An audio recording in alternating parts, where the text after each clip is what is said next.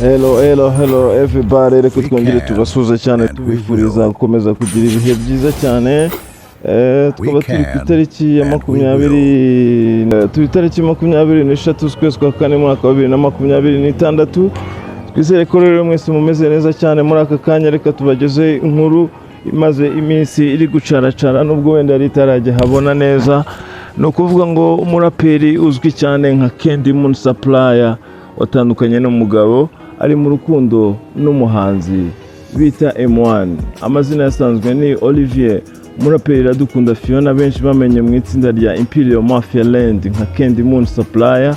Nyuma yo gutandukana n'umukunzi we rero bari barakoze ubukwe mu mwaka wa 2020, yemeje ko asigaye akundana n'umuhanzi M1 The May First, umuhanzi uzwi mu njyana ya reggae afrobeat. Umukunzi we rero Fiona akaba avuga ko M1 bakundanye mu gihe cyo kuva kera cyane ari abana.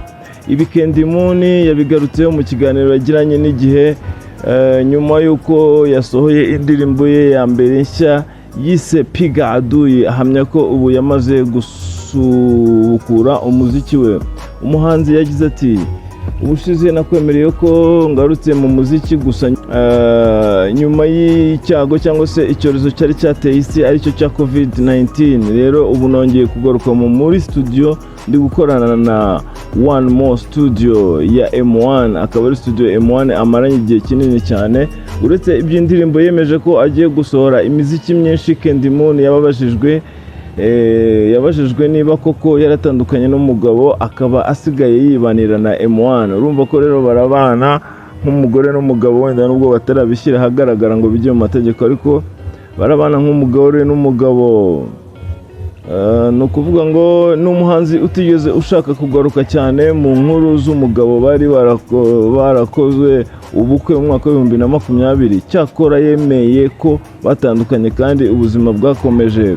Ati reka tubishyireho umucyo, kuba waba warashatse ntimukomezanye birasanzwe cyane, reka ibyo tubirenge kuko dutandukanye haciyemo igihe rwose. Uyu mugore yavuze ko ubu afite umukunzi mushya nubwo bari basanzwe baziranye kuva kera mu bwana bwabo.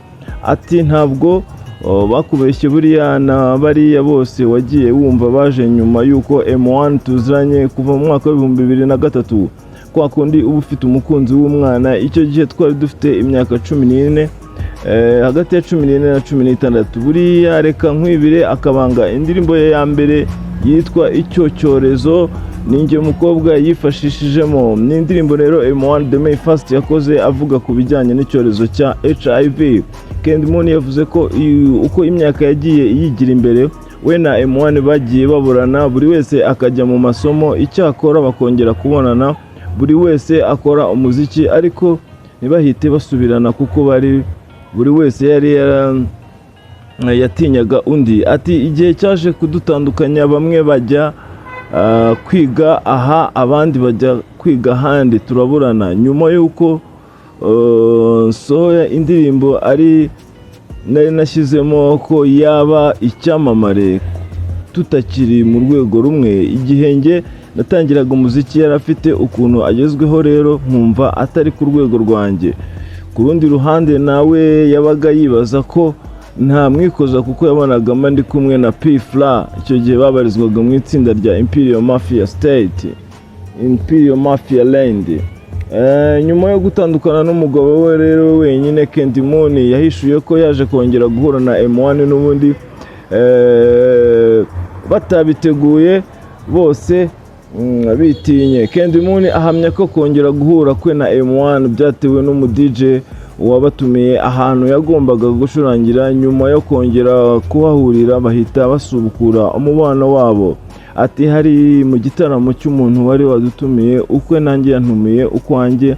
Nge rero nahageze mbere mu gihe nari kumwe n'inshuti zanjye. Hahise hacaho akanya mbona M1 arinjiye aricara. Nyuma y'akanya twakubitanye amaso, aransuhuza nanjye ndamusuhuza. Yahise ancira amarenga ko namusanga aho yicaye. Kuva uwo munsi nakwimuka tukicarana kugeza iyi saha turakicaranye. Nzamwita Olivier wamamaye nka M1, avugwa avugwa muri iyi nkuru ni umuhanzi uri mu bafite izina mu muziki w'u Rwanda, by'umwihariko mu ndirimbo nka Brenda yakoranye na Bruce Melody n'izindi zitandukanye ziranyuranye, harimo niyo bita nsubiye ku cyaro, Kigali yananiye, nsubiye mu cyaro. Ni mu gihe Candy Moon ari mu baraperi bamaze igihe mu muziki, kuko izina rye ryamenyekanye ubwo yakoranaga na P-Fla, bari bahuriye mu itsinda bise Imperial Mafia Land. Candy Moon nyuma y'uko umwaka wa 2020 akoze ubukwe, nyuma yaho yagiye akundana n'abandi bajene benshi cyane, ariko kugeza kuri uyu mwanya M1 The May First akaba ari we bari kumwe. Reka rero tubashimire mwese mwari mukurikiranye iyi nkuru yacu yo kuri uyu munsi tariki 26. Reka tubifurize gukomeza kugira ibihe byiza cyane muri ab'agaciro, Nyagasani akomeze kubarinda, abongerera umugisha mu byo muri gukora byose. Peace.